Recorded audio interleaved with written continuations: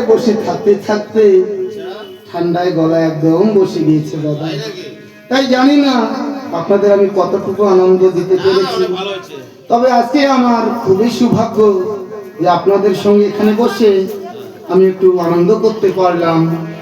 তবে যাই আমার ঘাটের দিকে, আর আপনি কি বলতে পারেন আমার ঘাট কিরকম রয়েছে? আপনি তো এতদিন ঘাটে ছিলেন না, আপনার ঘাট দিয়ে কত ডিঙ্গাওয়ালা ভেসে চলে গেছে। তাই নাকি গো? হ্যাঁ। তবে শুনুন দাদা, বলুন। আমার মহারাজের হুকুম রয়েছে আমার ঘাট দিয়ে যে কোনো নৌকা ডিঙ্গা ভেড়া ভেসে যাক না কেন, আচ্ছা, আমার 9 ভরি ঘাটের মাসুলটাকে দিয়ে যেতে হয়। তাই নাকি? তবে আমি যাই ঘাটের দিকে, আচ্ছা, দেখি কোনো নৌকা ডিঙ্গা বা ভেলা ভেসে আসে কিনা। ঠিক আছে দাদা, আয় করে হলে আমাদেরকে কিছু দিয়ে। তবে ঠিক আছে, আচ্ছা আমার যদি ঘাটে কোনো আজকে আয় করি হয়, আচ্ছা তবে আমি ফেরার পথে আপনাকেও 2টি গাজার কুরিয়ার পয়সা দিয়ে যাব। আচ্ছা, ঠিক আছে। আরে ডাক দিয়াছেন দয়াল আমারে,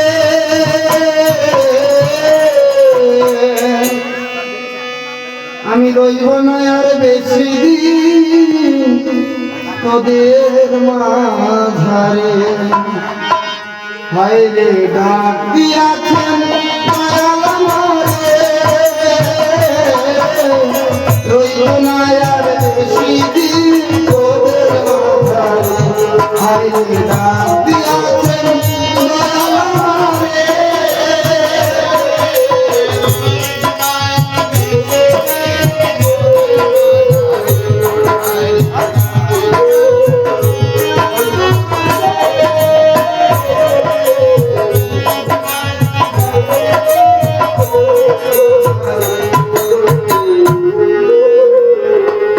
আরে সত্যি তো, ঘাটে আসতেই দেখতে পাচ্ছি একটি কদলের ঘোড়া ভেসে আসছে আমার ঘাটের দিকে।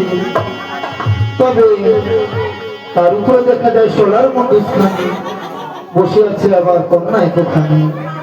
তার কোলে যেন একটি কি বস্তু দেখা যাচ্ছে, তা ভালো করে বোঝা যাচ্ছে না। বলে, "ও হে কন্যা, ওরে কিনারে চাপাও ভেলা, কিনারে চাপাও ভেলা।"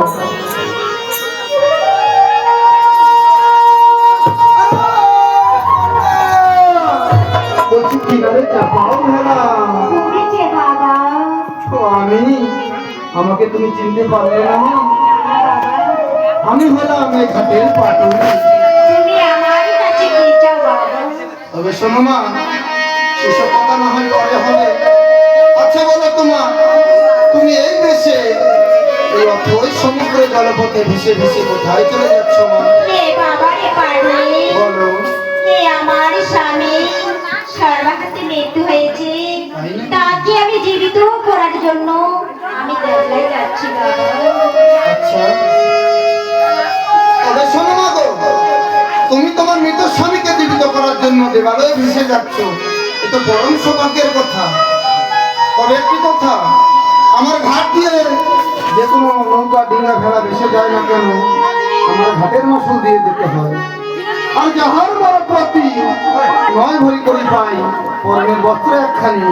হে বাবা রে পাটনি, হে আমার শরীরে বস্ত্রখানি, হে তোমায় দিয়ে দিই, তবে তবে আমি এখানে কিরূপ করে থাকবো বাবা? শোনো মা, তুমি বুঝতে ভুল করেছো। আমি তোমার পরনের বস্ত্র নিয়ে কি করব? আমি চেয়েছি আমার প্রাপ্ত একখানি পরনের বস্ত্র, তবে সেটা আমি নয় ছেড়ে দিলাম, কিন্তু 9 ভরি ঘাটের মাসুল সেটা পায় আমার মহারাজ। আর এই 9 ভরি ঘাটের মাসুল আমি তোমাকে ঘাটে ছেড়ে দিতে